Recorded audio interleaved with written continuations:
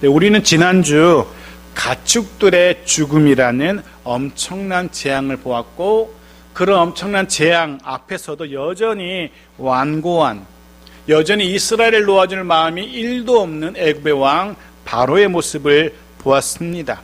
사실 그 재앙은 단순한 불편함을 넘어서는 처음으로 죽음이라는 것을 마주했던 그런 충격적인 재앙이었죠. 게다가 단지 짐승, 가축의 죽음만이 아니라 어쩌면 자신들의 죽음이 점점 가까이 다가온다는 것을 짐작할 수 있는, 몸으로 느낄 수 있는 그런 충격적인 재앙이었습니다. 그럼에도 불구하고 바로는 완강했었죠. 이어진 오늘 본문은 그런 고집스러운 바로로 인하여서 다시금 또다시 애굽에 내려지는 또 다른 여호와 하나님의 재앙이 소개됩니다. 오늘 이 말씀을 통해서, 이 말씀 가운데 우리에게 들려주시고 또 우리에게 깨닫게 하시는 성령의 은혜가 있기를 바랍니다. 단지 바로 애굽에게 하시는 말씀이 아닌 이 시대 저와 여러분에게 주시는 음성으로 들려지는 은혜가 있기 바랍니다. 8절입니다. 같이 읽죠. 시작. 여호와께서 모세와 아론에게 이르시되 너희는 화덕의 재 2움큼을 가지고 모세가 바로의 목전에서 하늘을 향하여 날리라. 하나님께서 모세와 아론에게 명령하십니다. 화덕의 재 2움큼, 화덕의 재를 2움큼 움켜서 가지고 나가서 하늘을 향해서 날리라고 말씀하십니다. 이 화덕은 이스라엘 백성들에게 익숙한, 히브리 민족에게 아주 익숙한 화덕, 용광로 아궁이일 겁니다. 어떤 아궁일까요? 이들이 매일같이 벽돌을 구워낼 때 필요했던, 벽돌을 구워낼 때 사용했던 그 화덕일 겁니다. 그렇다면 이 화덕은 이스라엘 백성들에게 정말 치가 떨리는 그런 장소였을 겁니다.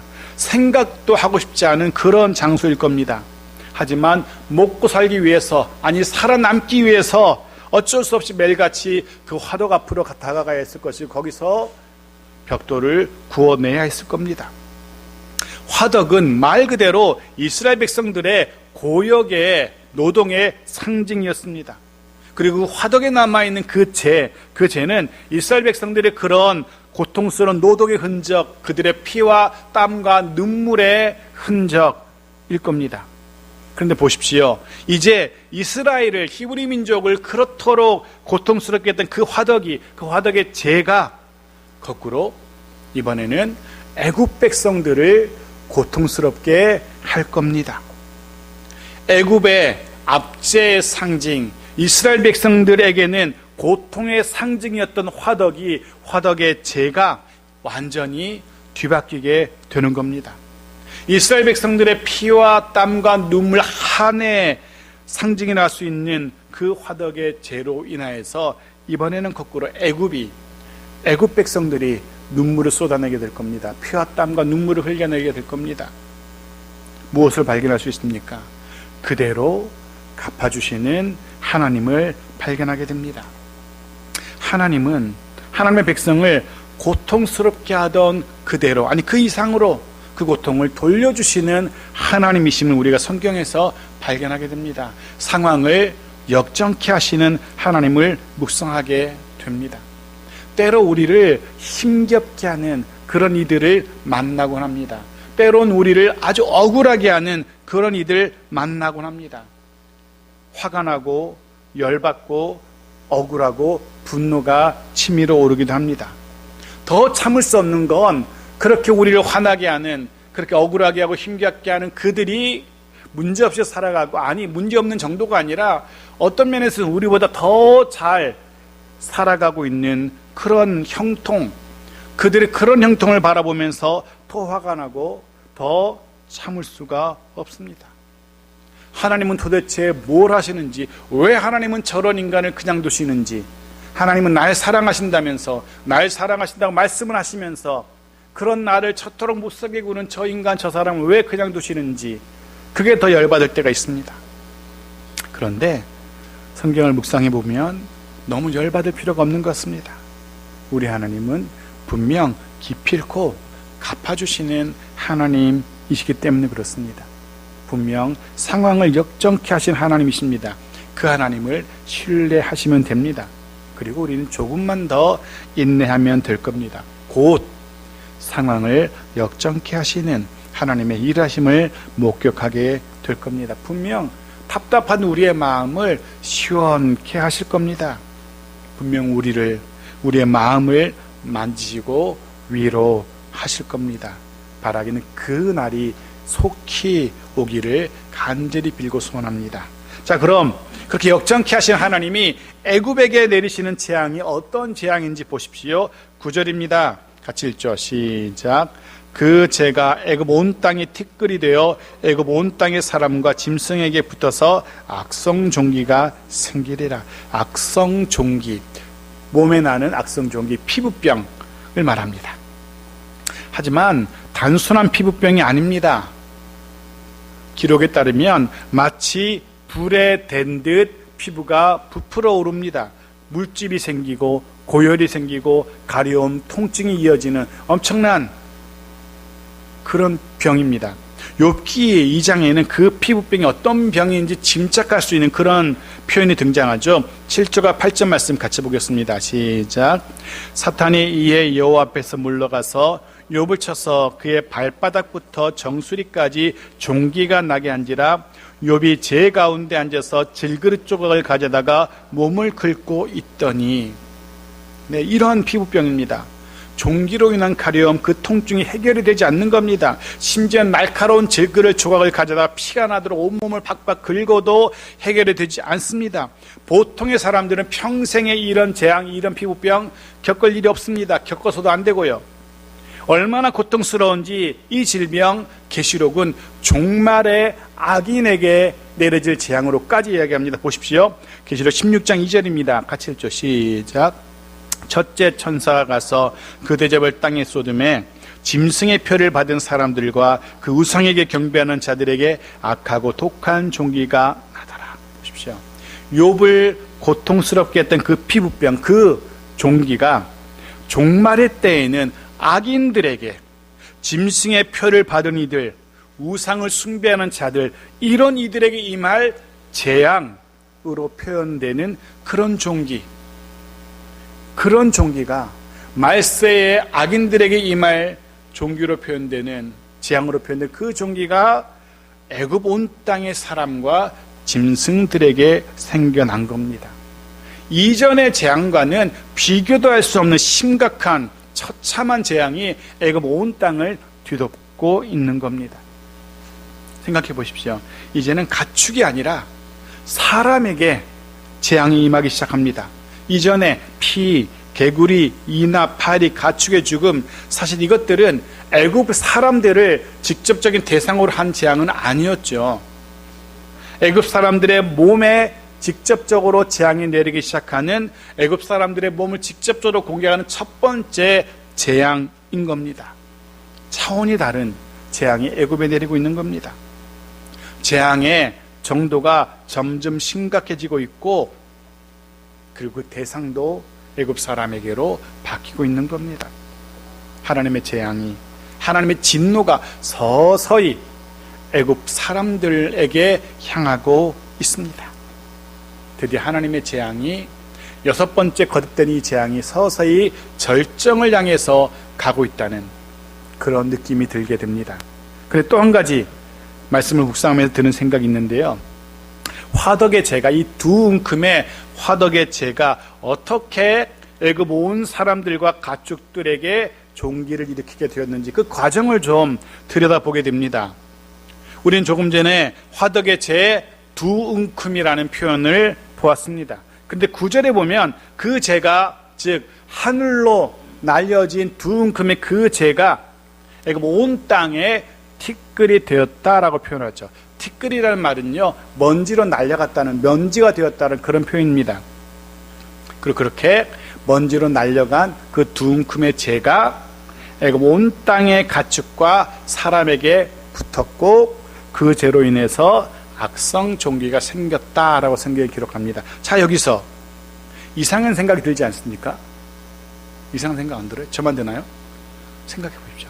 겨우 고작 사람의 요 주먹에 들은 두 움큼의 재일 뿐이었어요.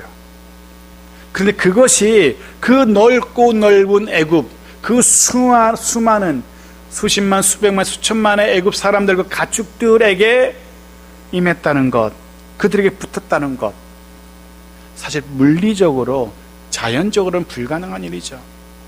내 손에 아무리 많은 죄를 져도 흩날려봤자 요 앞에서 흩어지고 말 겁니다. 근데 그 죄가 애굽 모든 사람들을, 애굽 모든 가축들을 악성 종기가 나게 했다는 것, 그 무엇으로도 설명 불가능한 일인 것입니다. 그렇지만 하나님은 가능하십니다. 그렇습니다. 이번 재앙 역시 자연적인 현상이 아닌 초자연적인 하나님의 일하심이었습니다. 겨우 두 움큼의 재로 애굽 온 땅을 뒤덮고 계십니다.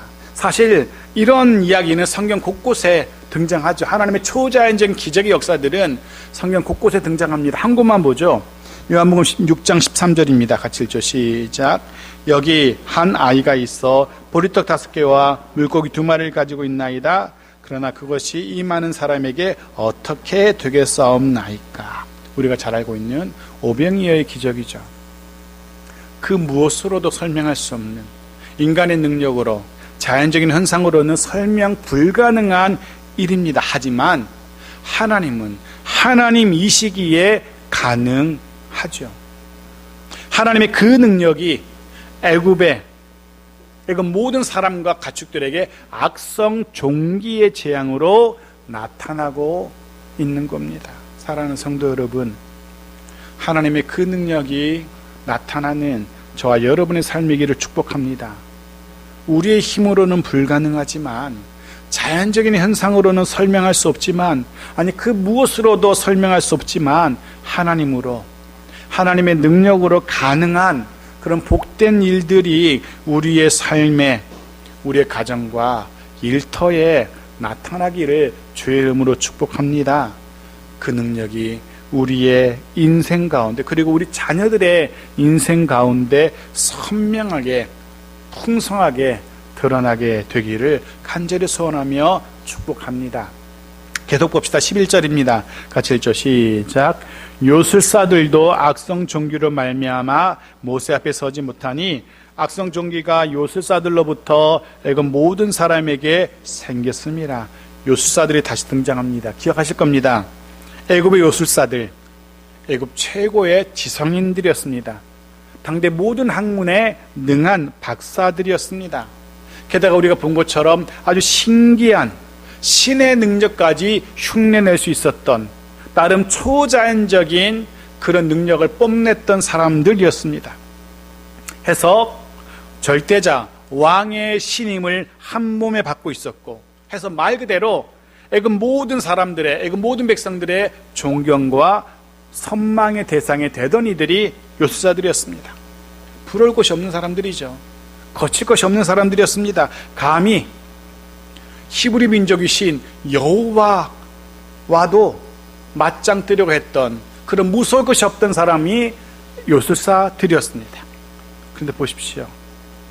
그런 요술사들 역시 남부러울 것 없고 무서울 것 없고 거칠 것 없던 요술사들이, 그들도 역시 이 종기, 악성 종기 앞에서는 너무도 무력한 존재라는 것이 드러납니다. 하나님의 그 능력 앞에서 철저하게 무력한 존재라는 사실이 드러나죠.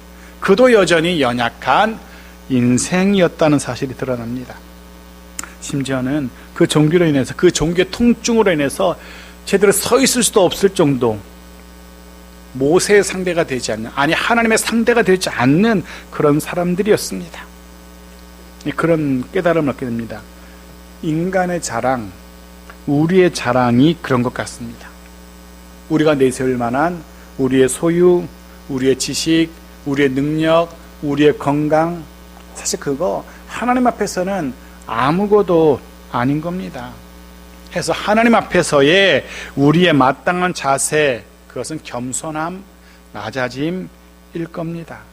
우리는 수많은 믿음의 사람들, 그들이 어떻게 하나님 앞에서 겸손했었는지 우리는 묵상하곤 하지 않습니까? 그들은 하나님 앞에서 자신이 가진 것, 자신이 아무것도 아니라는 그런 고백을 할 수밖에 없었습니다. 하기는 저만 해도 사실 자랑할 만한 것 그렇게 많지 않은 그런 인생인 것 같습니다. 남 앞에 내세울 만한 것 그리 많지 않은 저와 여러분인 것 같습니다. 해서 조금 더 다른 사람들보다는 더 겸손해지기 쉬운 우리들일지도 모르겠습니다. 덜 가졌기 때문에 더 쉽게 겸손해질 수 있는 것 같습니다. 덜 가졌기에 더더욱 하나님의 은혜와 긍휼을 구하게 되는 그런 우리들일지도 모르겠습니다. 여하튼 늘 하나님 앞에서 낮아진 자로, 겸손한 자로 살아가는 그런 우리들이기를 간절히 소원합니다. 네, 게다가 악성종기 이 재앙 역시 다른 재앙들처럼 단순한 재앙이 아니었죠. 이전에 다른 재앙들이 역시 애굽의 모든 신들을 상대로 한 그들의 무력함을 여실히 드러내는 신과 신의 전쟁이었던 것처럼 이번 재앙 역시 마찬가지입니다. 악성종기 역시 또 다른 애굽의 신들의 무력함을 드러내는 하나님의 능력이었던 겁니다. 애굽 사람들은 그들만의 치유의 신, 이시스라고 불리는 치유의 신을 숭배하고 있었습니다. 그 신이, 그 이시스라는 그 신이 자신들의 질병을, 어떤 질병도 치유해 줄 것이라고, 고쳐줄 것이라고 믿고 있었습니다. 그리고 또 다른 신, 질병을 다스리는 신 세크멧이라는 또 다른 질병의 신도 섬기고 있었습니다. 그 신들이 자신들을, 적어도 애굽 백성인 자신들을 그 질병으로부터 보호하고 지켜주고 걸리더라도 낫게 해줄 것이라 라고 믿고 섬기는 신들이 있었던 겁니다. 하지만 이 악성 종교로 인해서 자신들이 그토록 믿고 섬기고 의지하던 치유의 신, 질병의 신이 얼마나 하찮은 존재인지, 얼마나 무능력한 존재인지 깨닫게 되는 겁니다. 하나님 그 사실을 드러내고 계신 겁니다. 겨우 저급한 히브리 노예민족, 히브리 민족이 저급한 신이라고 생각했던 여호와 앞에서 고개조차 들지 못하는 그런 낮은 등급의 신이라는 것이 여실히 드러나게 되는 겁니다. 애굽의 신들, 섬길 만한 신이 아니었던 겁니다. 믿고 의지할 만한 신들이 아니었던 겁니다. 여호와 하나님 앞에서는 아무것도 아닌 존재였습니다. 하지만 보십시오. 그럼에도 불구하고 12절 같이 읽죠. 시작. 그러나 여호와께서 바로의 마음을 완악하게 하셨으므로 그들의 말을 듣지 아니하였으니 여호와께서 모세에게 말씀하심과 같더라. 여전히 바로는 자신의 그 완악함을, 그 마음을 바꾸지 않습니다. 여전히 모세와 아론의 말 듣지 않습니다. 눈으로 목격하고도 자신들이 믿고 섬기는 애굽의 신들이 얼마나 무력한 존재인지 여호와 하나님의 그 큰 능력을 보면서도 하나님의 존재와 능력을 인정하지 않습니다. 계속해서 반복해서 말씀드리는 사실이지만 사실 인생의 불행은 여기서 시작됩니다. 살아 역사하신 하나님 되심을 인정하지 않는 것, 천지를 지으시고 지금도 다스리고 계시는 하나님의 능력을 인정하지 않는 것, 그 고집스러움, 그 어리석음, 그 완고함. 결국 그 옛날 에덴의 동산에서 여호와 하나님의 하나님 되심을 인정하지 않았던, 그 말씀에 순종하지 않았던, 고집스럽게도 그 말씀에 불순종했던 남자와 여자로 인해서 인생에게 불행이 시작되었던 것처럼 지금도 마찬가지입니다. 하나님의 존재, 그 능력 인정하지 않기에, 하나님의 말씀에 순종하지 않기에 여전히 인생은 불행한 삶을 살아갈 수밖에 없는 것 같습니다. 그 고집스러움 때문에 여전히 하나님의 긍휼, 하나님의 은혜를 경험할 수 없는 것 같습니다. 바로의 삶이 그랬습니다. 애굽 백성의 삶이 그랬습니다. 해서 하나님을 이제는 인정해야 됩니다. 그 능력을 인정해야 됩니다. 그리고 그 앞에 엎드려야 합니다. 내 고집 버려야 됩니다. 그리고 하나님의 말씀 앞에 낮아져야 됩니다. 그래야 소망이 있습니다. 그래야 생명을 누릴 수 있습니다. 하지만 애굽의 왕 바로는 여전히 그 하나님을, 여호와를 인정하지 않습니다. 여전히 하나님의 그 능력 앞에 엎드리지 않습니다. 결국 또 다른 재앙을, 지금까지와는 비교도 되지 않는 더 심각한 재앙을 맛보게 될 겁니다. 더 심각한 하나님의 진노를 마주하게 될 겁니다. 말씀 정리합니다. 오늘 우리는 상황을 역전시키시는 하나님을 묵상합니다. 때로 살다 보면 억울할 수 있습니다. 왜 나만? 왜 나에게? 때로는 분노가 일어나기도 합니다. 아무리 노력해도 바뀌지 않는 상황 때문에, 아무리 애써도 바뀌지 않는 누군가 때문에 좌절하게 되기도 하죠. 하지만 그럼에도 불구하고 하나님을 향한 신뢰 거두지 마십시오.